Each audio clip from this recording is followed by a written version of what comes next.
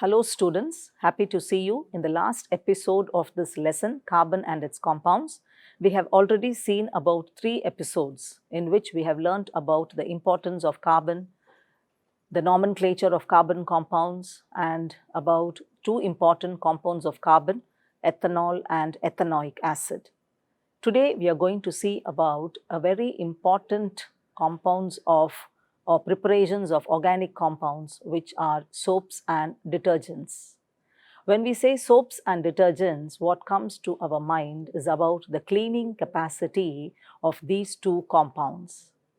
Now, what is special about these 2 compounds? They contain chemical compounds called as surfactants. Surfactants are compounds which line up around the water to break the surface tension and help in the cleaning up of soiled clothes or dirty clothes. Cleaning is usually done by the process of using water, but water alone is not useful in all conditions for cleaning.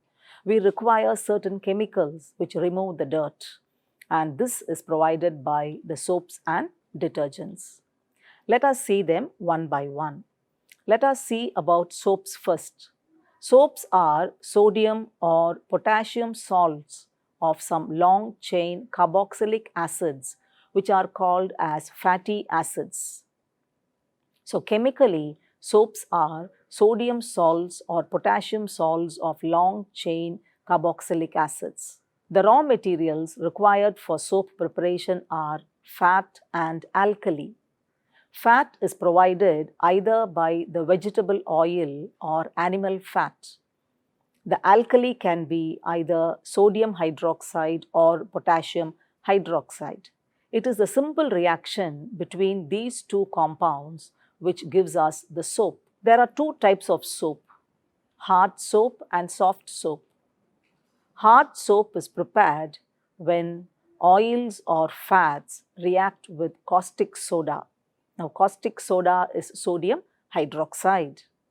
Now, this takes place by a process which is called as saponification. Saponification is nothing but alkaline hydrolysis of esters.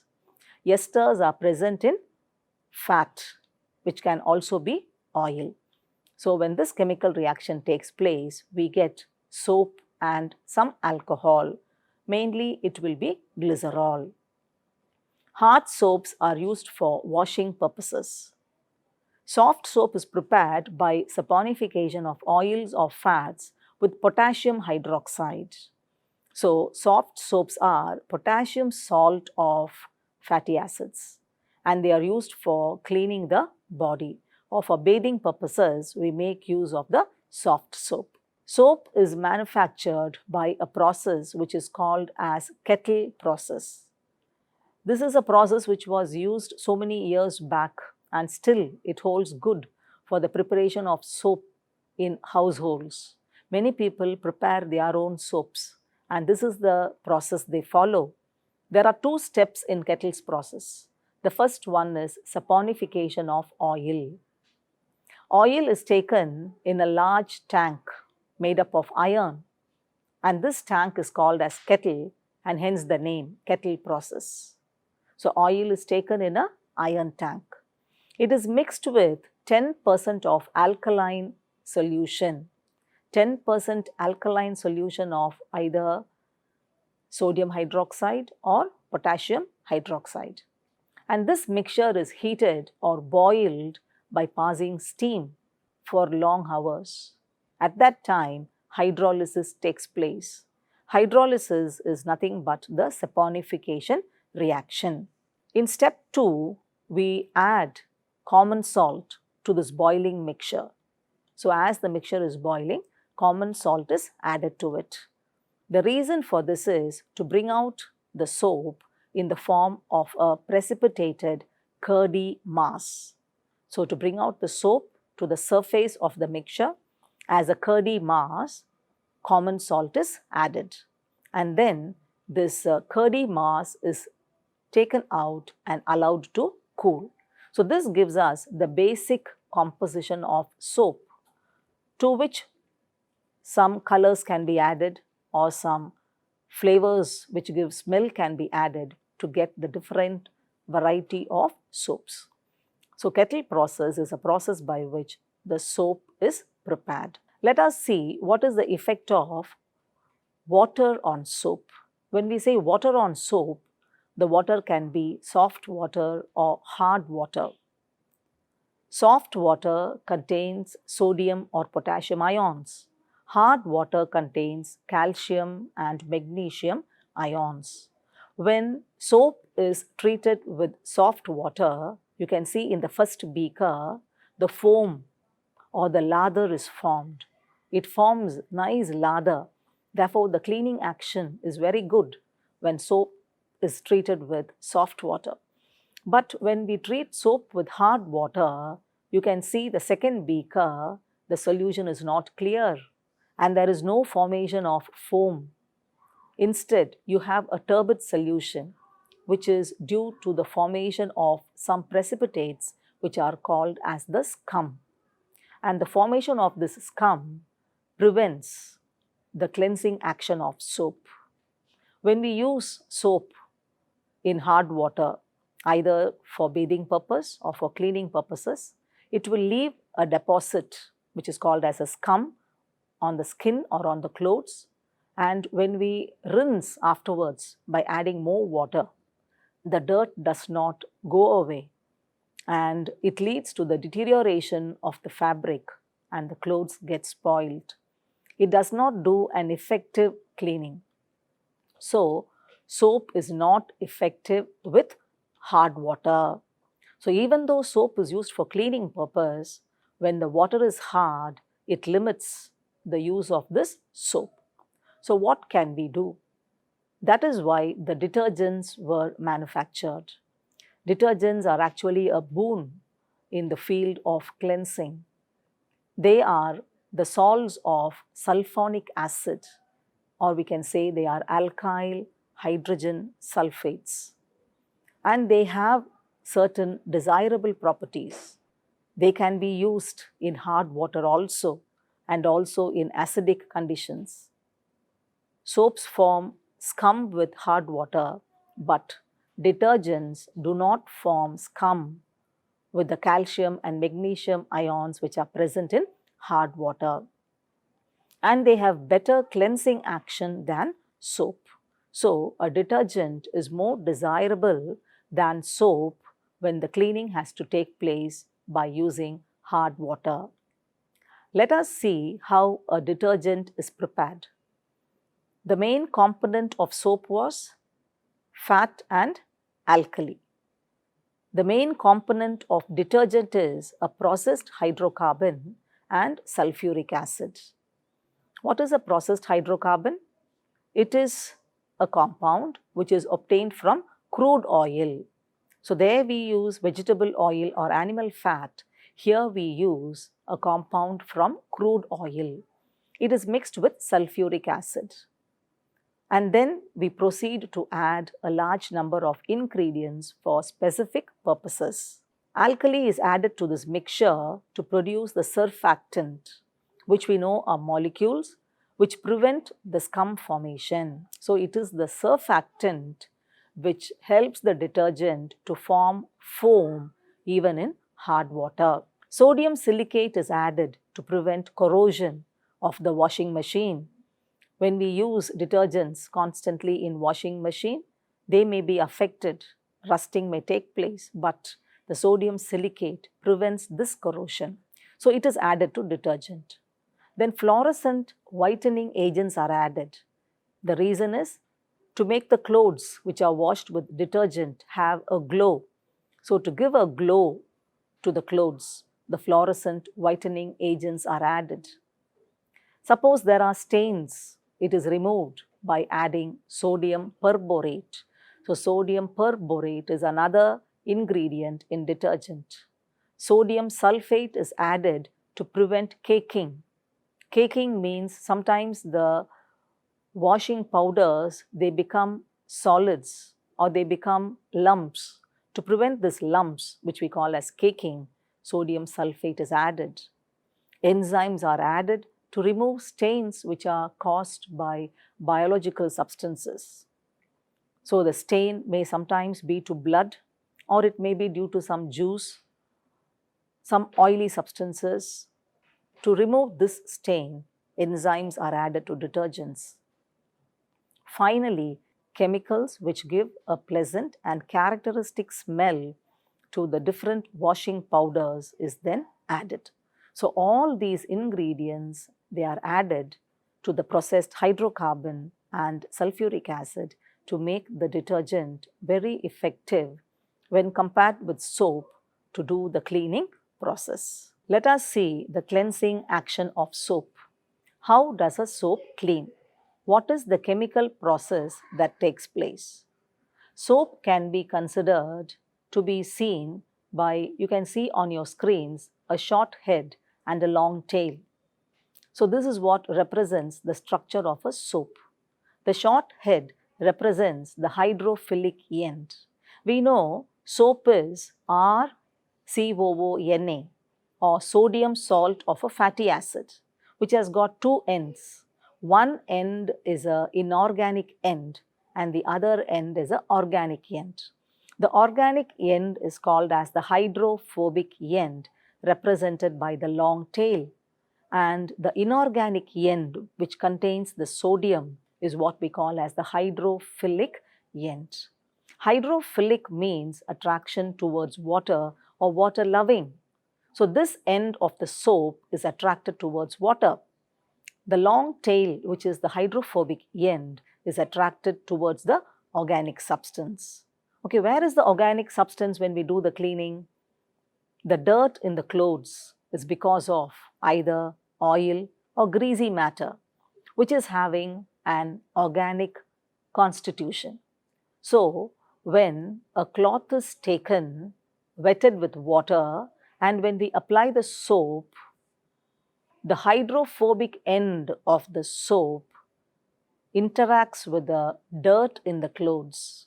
So when you see the picture down, the spherical picture, you can see the blue color heads. They are the hydrophilic end, which are not attracted towards the dirt because the dirt is having organic composition. The organic end of it, which is the hydrophobic end, is attracted towards the dirt.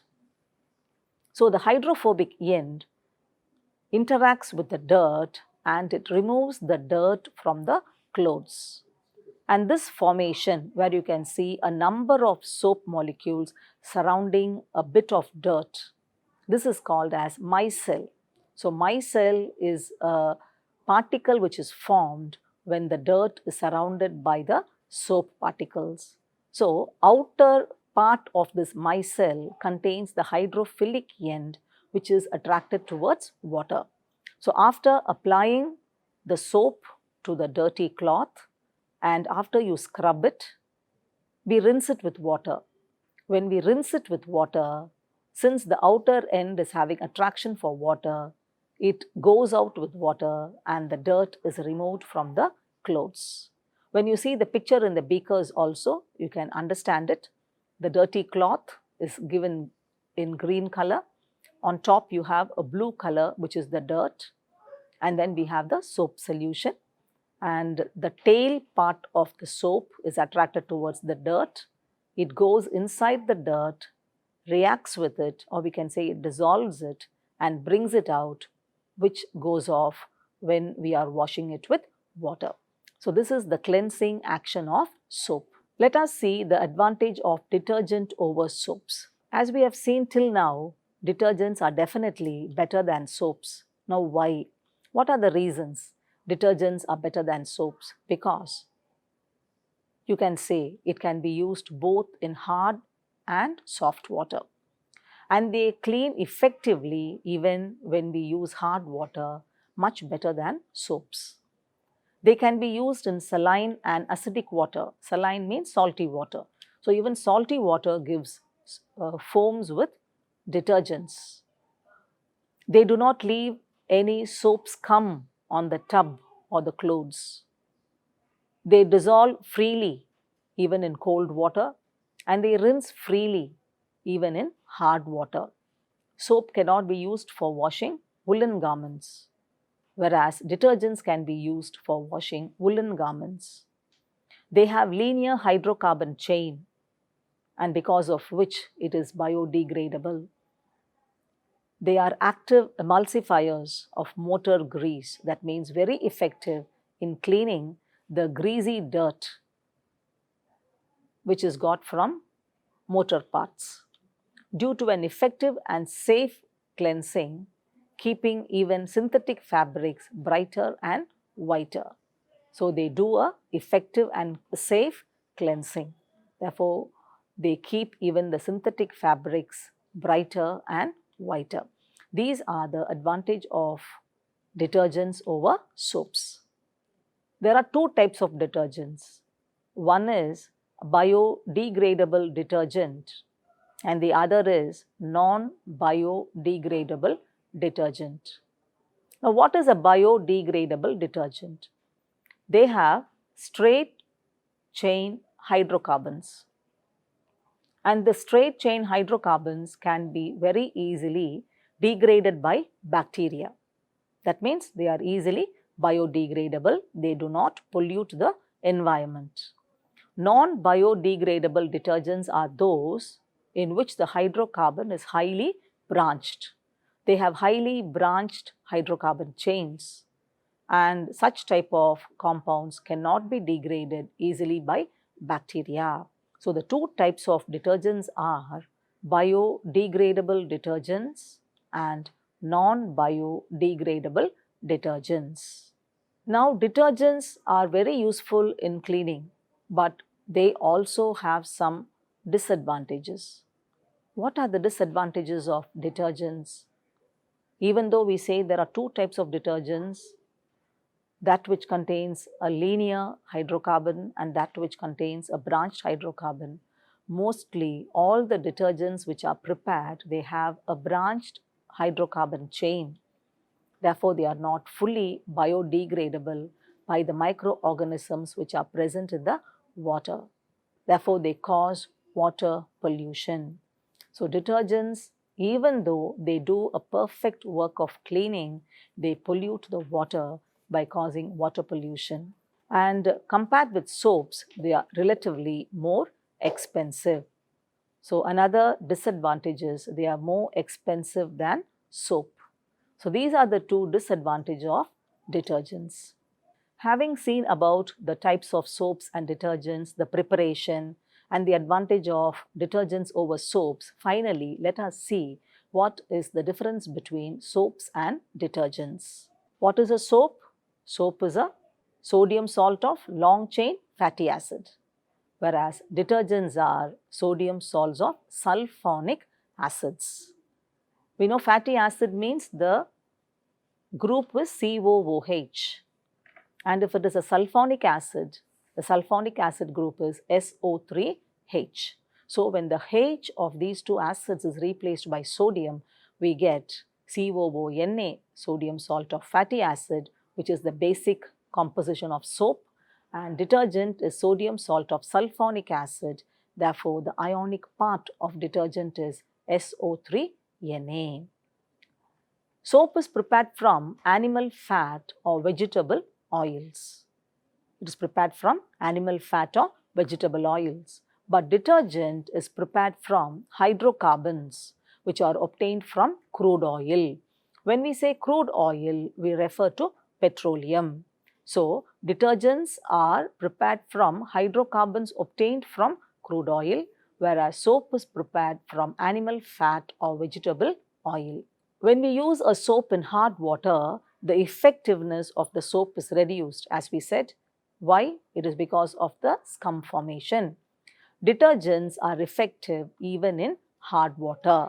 What is the reason detergents are effective in hard water?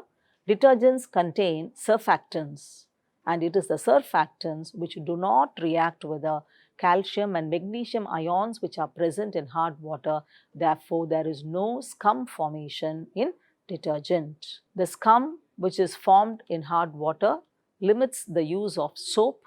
Since detergents do not form scum in hard water, it is mainly used for the washing purposes.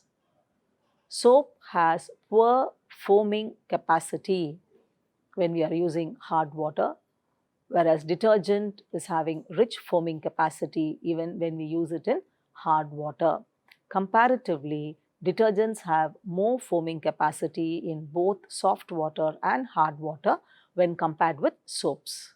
Now, soaps are biodegradable because they are prepared from natural things like animal fat and vegetable oil. But detergents, they are prepared from hydrocarbons and they are non-degradable when compared with soaps. So soaps are biodegradable, but most of the detergents, they are non-biodegradable. We know which type of detergent is non-biodegradable? The detergents which contain the branched hydrocarbon chains.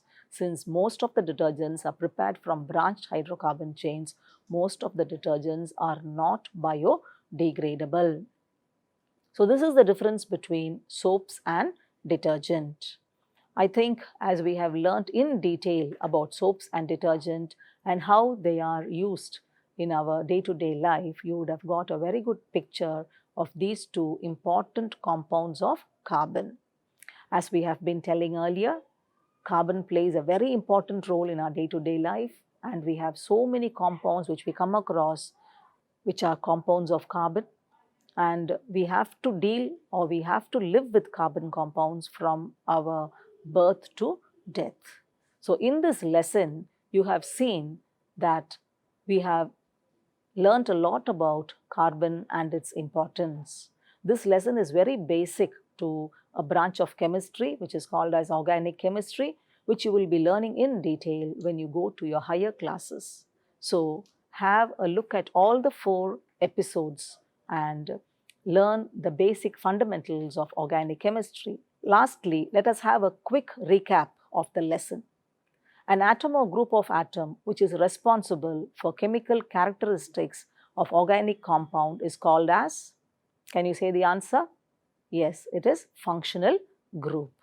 An atom or group of atoms responsible for the chemical characteristics of organic compound is called as functional group. What is the general molecular formula of an alkyne? We know alkane, alkene and alkyne. We have learnt about the general molecular formulas. What is the general molecular formula of an alkyne? CnH2n minus 2, where N stands for the number of atoms. The minimum number of atom for alkyne is equal to 2. The first member of the alkyne series is ethine. In IUPAC name, the carbon skeleton of the compound is represented by, can you say what it is? The root word. We have learnt about IUPAC naming in the previous episode, how to give name for an organic compound. The IUPAC name is made up of 3 parts, the prefix, the root word and the suffix. So the IUPAC name of a carbon skeleton of a compound is represented by which of these 3? The answer is root word.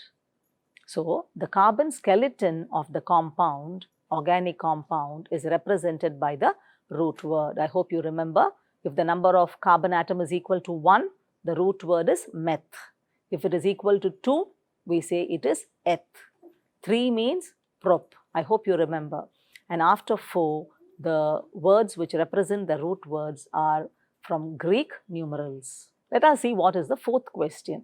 Which compounds decolorize bromine water? Under which topic did we learn about this? We learnt about how to distinguish a saturated compound from an unsaturated compound. Bromine water is used for this purpose. We call it as the bromine water test. When you add bromine water to an organic compound and see the reaction which takes place, we can tell whether it is saturated or unsaturated. When an organic compound decolorizes bromine water, then that compound is an unsaturated compound. So what compounds will decolorize the bromine water? Unsaturated compounds will decolorize the bromine water. What is an unsaturated compound? A compound which has carbon-carbon double bond or carbon-carbon triple bond. So this will decolorize the bromine water. The dehydration of ethanol by concentrated sulfuric acid will form what compound? Dehydration of ethanol by concentrated sulfuric acid forms what compound? It forms ethene. Ethene is the first member of the alkene series. What is its formula? CH2 double bond CH2. So dehydration, which means removal of water from ethanol by sulfuric acid. Sulfuric acid acts as a dehydrating agent. It will form ethene. What is the name given to 100% pure ethanol? We know ethanol comes out in many forms. Can you say what it is? Methylated spirit, denatured alcohol, rectified spirit, power alcohol. Now, what is 100% pure ethanol called? It is called as absolute alcohol. Ethanoic acid, how does it react with litmus paper? We know there are two types of litmus papers. One is red, the other is blue. Some substances will turn red litmus blue and some will turn blue litmus red. Ethanoic acid, so we know it is an acid. How does an acid react with litmus paper? Yes, an acid will turn blue litmus red. So ethanoic acid will turn blue litmus to red. The alkaline hydrolysis of fatty acid is termed as, can you say what is the answer? The alkaline hydrolysis of fatty acid is termed as saponification. Now, what is saponification? Why did we learn it in this lesson? The method by which the soap is prepared is called as saponification. The reaction of the fat with the alkali. The fat contains esters of glycerol, and when they are treated with alkali, we get the formation of soap and glycerol. This is what we call as saponification, alkaline hydrolysis of fatty acids. The biodegradable detergent is made up of dash chain hydrocarbon. So the hydrocarbon can either be a linear chain hydrocarbon or a branched chain.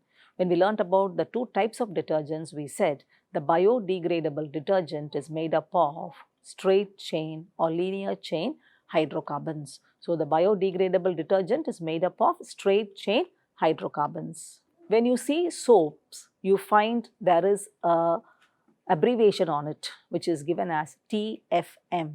Do you know what is the abbreviation of this TFM? TFM stands for total fatty matter. And this TFM value on soap will tell us about the quality of soap. So TFM stands for total fatty matter. When the TFM value is high, it tells us the soap is of high quality. That is, it cleanses plus it preserves the nature of the skin. It doesn't have any undesirable effect on our skin. The TFM in soap means total fatty matter.